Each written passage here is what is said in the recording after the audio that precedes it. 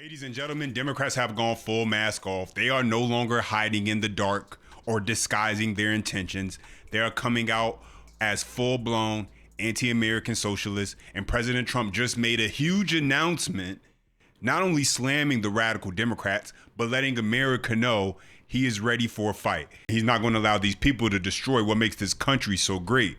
And so as always, smash that thumbs up button if you do enjoy the content. That's the best way to let me know. Subscribe to stay logged in with future videos. Let's start right here. He sees this. Communists are finally making their move, says President Trump. I've been waiting and preparing for this for a long time. It's easy to be a communist. All you have to say is, I'll give you everything. But that means you're taking it away from others that have earned it over thousands of years. That ideology has not worked once. The game is on. Enjoy watching. We're going to make it even better. But the biggest thing we have to do is we have to stop this horrible thread of cancer that's permeating our country called communism. We have to stop it because that's what it's about. That's what they want to do quietly. So they're turning communists themselves. It's becoming a communist party. These are not social democrats. These are hardcore, godless communists. They're godless communists. All communists are godless. They don't believe in God. This is the most serious threat to our country since its existence, in my opinion, 250 years ago. This is a major threat to our country. It isn't something that's easily solved, but with a little love and help, some hard work. And so what is President Trump talking about? He's talking about how the Democratic Party has been taken over by the so-called Democratic Socialists.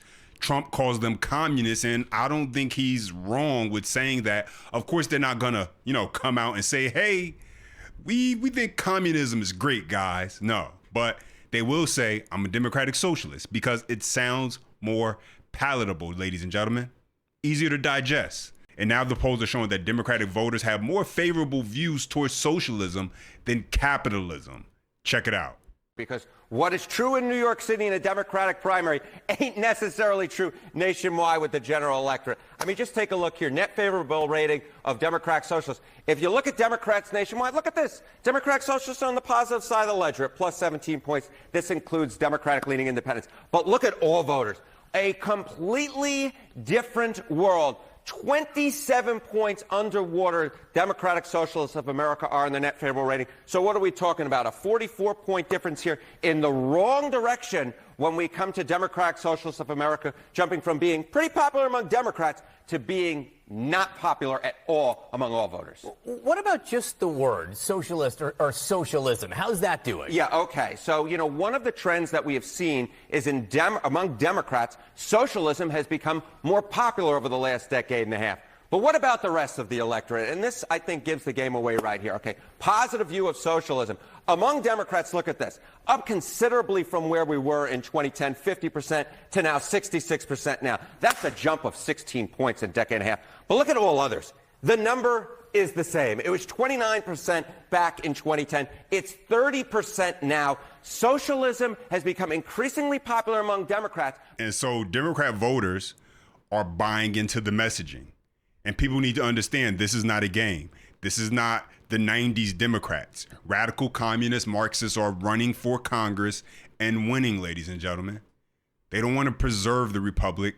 They want to tear it down. And Mamdani has become the poster child for the new Democratic Party, ladies and gentlemen, that no longer runs away from socialism, but embraces it. And when Mamdani was actually asked about that, here is what he said. Check it out. Republicans are going to make you the poster child for the Democratic Party. Let them. We don't have to ask ourselves what life looks like if a socialist wins. I won last November, and over the course of these last 6 months, what we've delivered for working people are the very things we were told were impossible. We've delivered free childcare for 2-year-olds for the first time in New York City history. We've delivered tens of millions of dollars back to tenants who were taken advantage of by bad landlords. We've delivered 165,000 potholes being paved. And we've done all of these things while also delivering the lowest recorded crime in our city's history. That's what it looks like to have democratic socialism. And what you're seeing is that New Yorkers experienced this for 6 months and made the decision that they wanted to see more of it on the national stage as well. Okay, so here are a few things that Mamdani's not telling you about what he just said. He wants to make it sound so great. Number one, free childcare is not free. It's taxpayer funded. Somebody has to pay for it. I think we all understand that. We're adults. Government creates a program. They're going to expand the program. That's what he plans to do, which means more people become dependent on the program, but the bill is still due. And who is it going to be due to? You guessed it, the taxpayer. That's number one. Number two, this whole rent freeze thing, it sounds great now. Tenants are celebrating, but you only froze the rent. Not really a smart idea when you got 1 million rent stabilized apartments now froze, but you didn't freeze insurance. You didn't freeze the repairs that's going to be needed, property taxes, labor costs. How about if the roof needs to be replaced? Heating system, plumbing, mortgage payments. And so what happens in the long term, ladies and gentlemen? I spoke about this in the last videos.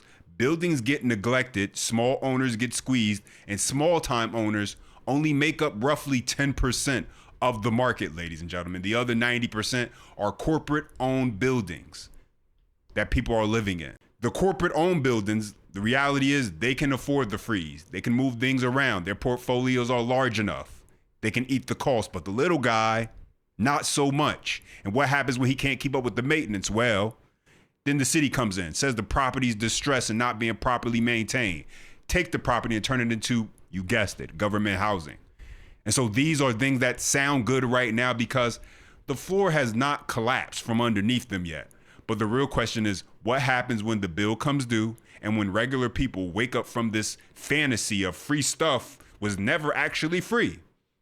And this is why the Democrat Party is in such a dangerous place right now, because instead of pushing back on this socialist agenda, you got more Democrats who are caving into it. They're showing support for socialism, not because they actually care about America or the people like they're trying to convince everyone, but because they are so Trump deranged that they're willing to embrace almost anything. Well, as we see, anything, as long as they believe it gives them power. Take a look. If people can't understand that the game has fundamentally changed and they can't adapt, then they need to let others lead. What do you make of that? I mean, I suppose on its narrow terms, I agree with that. If people can't lead, they shouldn't lead. I don't know who she's referring to. There were no names being named. But look, if there are people who believe that the job of a representative or a senator is to go and push a green button or a red button, and that's it, those people are obviously in the wrong job during this period when everything that we believe in is under attack. We're in the fight of our lives right now, and we need to maintain unity and focus, solidarity in the Democratic forces. We've got to be welcoming people. And so let me get this straight. It's not the socialists coming into the Democratic Party talking about abolishing the police, having open borders and taking away private property. No, according to him, Trump is the real threat. Therefore, you have to be inviting of whoever wants to join your party. This is what they want you to believe, ladies and gentlemen. Because it's Trump, it's okay to have a big tent party and invite any anti-American who wants to tear down what makes this country great and replace it with their ideology, an ideology that says we decide who has how much and when enough is enough. And when you got enough, we'll tax you more. And we can take away your property. But here's AOC sharing her thoughts. Take a listen. I think that in any robust year for Democrats, I believe you're going to see an expansion of a party and a deepening of our commitment. And so I actually think that these results are a very good sign for November. Yeah, and so AOC believes there will be an expansion of the party moving further left, more socialist, and deepened commitment to pushing their ideology. Fantastic. Not surprising, though, really. But now let's go to CNN Newsnight, where Aaliyah McGowan, she's been on this panel before. She turns the show into her personal commie power hour, arguing that capitalism, only a few can get rich. Communism, nobody can get rich, but it's the democratic socialism. That's where anyone can get rich, but no one should be poor. I mean, check this out. We're just picking a new scare tactic as far as I'm concerned. This is getting insane. He's up there saying you're going to live in squalor with no food and no housing and no law and order. We have that for many people right now. That's why people are voting for democratic socialists, because they want government to look out for them again. They want affordable housing. They want to have groceries that they can afford. And I keep thinking about like that old expression that's like, capitalism, only a few can be rich. Communism, nobody can be rich. And democratic socialism is anyone can be rich, but no one should be poor. And I think that's what they're trying to go for here. And I think that's what we should be looking at, because they're really modeling themselves after the Nordic countries, Denmark, Sweden, those kind of places that have the highest ranked happiest country and citizens in the world. And I think there's a lot of young Americans particularly that are like, this doesn't work for me at all. I have a worse quality of living than my parents ever did. We are the first generation that are like that. What can we do differently? And this is what we could do differently. Let me play with. I want everybody to understand that these people depend on you being too stupid to know the truth, ladies and gentlemen. You don't have to just believe me or take my word for it. Look this up for yourself. Nordic countries are not the socialist fantasy that she is selling. Denmark is not a socialist economic nirvana. And so it says, a recent New York Times op-ed observed that Danes haven't built a socialist country, just one that works. A more precise observation would have been that Denmark has built a free market democracy that works for Danes. And so let's continue. It's going in the opposite direction of what they're trying to convince you over here about socialism. Given the fact that America is much larger and far more diverse and multifaceted nation than Denmark, comparing the two countries' economic system is not always straightforward. For example, the competitive Nordic nation is an economy of 5.6 million people, living in an area half the size of South Carolina. Nonetheless, any meaningful attempt to compare Denmark with America and draw some practical policy implications for the United States should really mean embracing more flexible labor markets, light regulations, and a deeper commitment to free trade, as noted in a recent Washington Post commentary. In other words, the comparison and discussion on the two democracies should really be about how to overcome socialism and embrace free market capitalism. Today, Denmark, along with other Scandinavian countries, is a competitively free market-oriented democracy. And as then Danish Prime Minister Lars Løkke Rasmussen said in 2015, pardon me if I butchered the name, far from a socialist planned economy.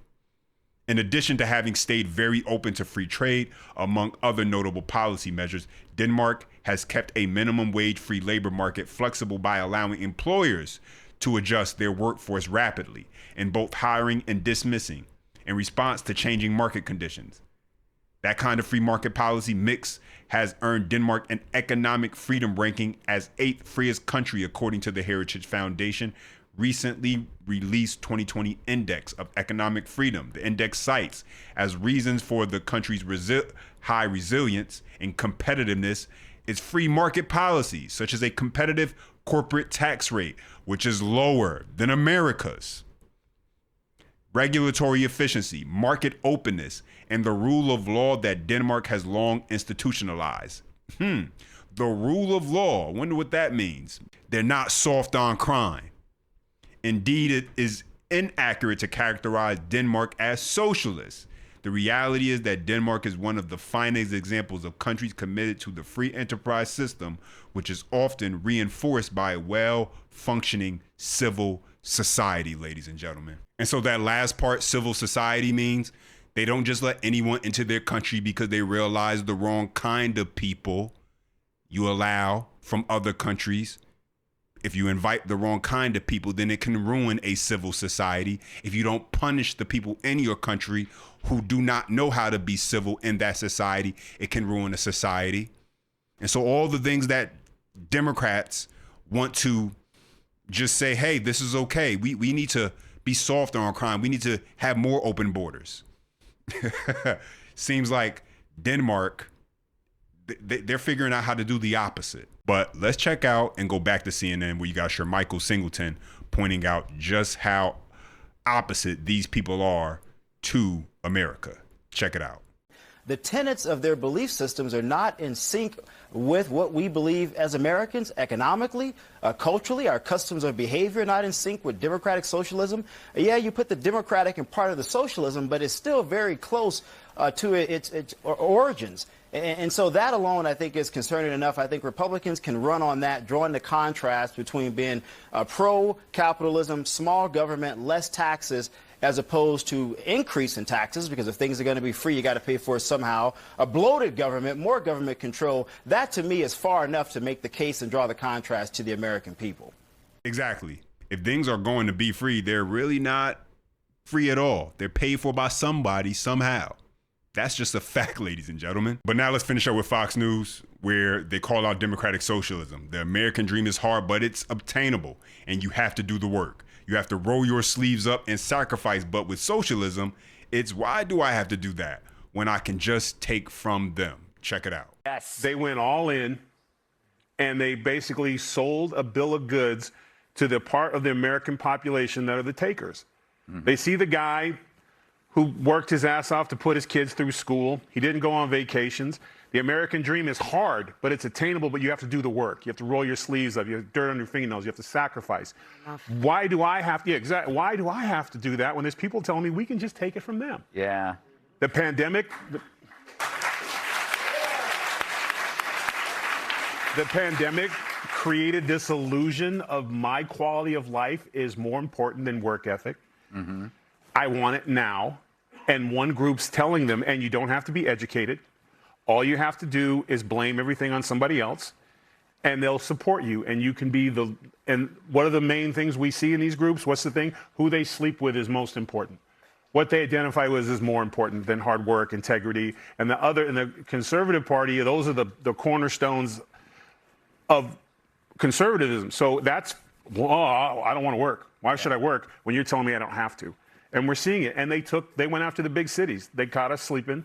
That's where all the money's at. They're funded, and there are more people willing to take a free lunch than someone to go out and build a sandwich. I'm going to leave it right here. He's right. Exactly. If you do not want to work, which is a vast majority of these people who are voting for the democratic socialists, they believe that somehow because they have a piece of paper. I'm a college educated. Okay, what that mean?